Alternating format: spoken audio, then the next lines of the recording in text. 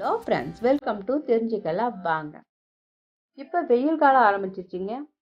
வெளியில் போயிட்டு வரவங்களுக்கு ரொம்ப சில்லுனும் உடம்புக்கு ஹெல்த்தியான பனானா மிக்சர் செஞ்சு கொடுக்கலாங்க. வாங்க இது எப்படி செய்யறதுன்னு பார்க்கலாம். ஒரு மிக்ஸி ஜார் எடுத்து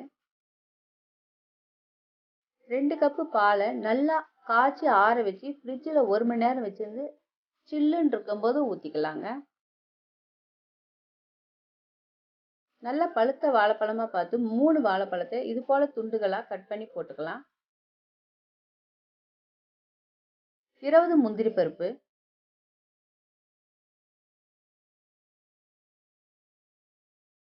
5 பாதாம் பருப்பை சுடு தண்ணியில ஊற வச்சு தோல் உரிச்சிட்டு சேர்த்துக்கிறேங்க.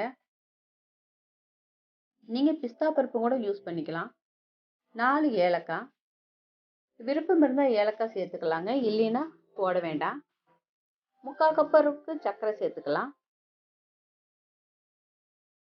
இது எல்லாத்தையும் நைஸா இது போல நல்லா அரைச்சிட்டு வந்துட்டு சப்ஜா விதையை 1/2 மணி நேரம் தண்ணியில ஊற வச்சிங்கன்னா நல்லா ஊறிடுங்க. இதை 1 டீஸ்பூன் அளவுக்கு பவுல்ல போட்டுக்கலாம். நம்ம மிக்சருக்கு அரைச்சிட்டு வந்தோம் இல்லைங்க, அதை இந்த சப்ஜா விதை மேல ஊற்றிக்கலாங்க.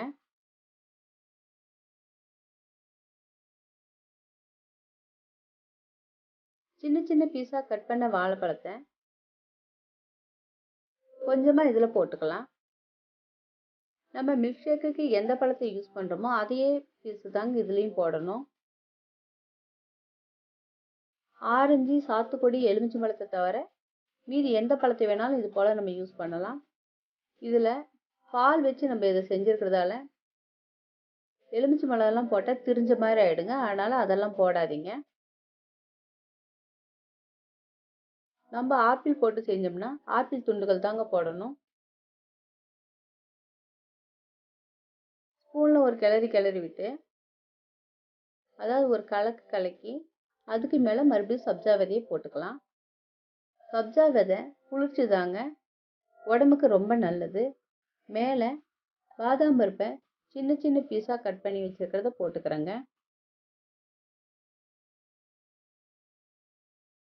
பனானா மில்க் ஷேக் ரெடி ஆயிடுச்சுங்க. இன்னும் சில்லுன்னு வேணும்னா நீங்க 2 ஐஸ் கியூபுகளை கூட போட்டுக்கலாம். இது உடம்புக்கு ரொம்ப தெம்புங்க.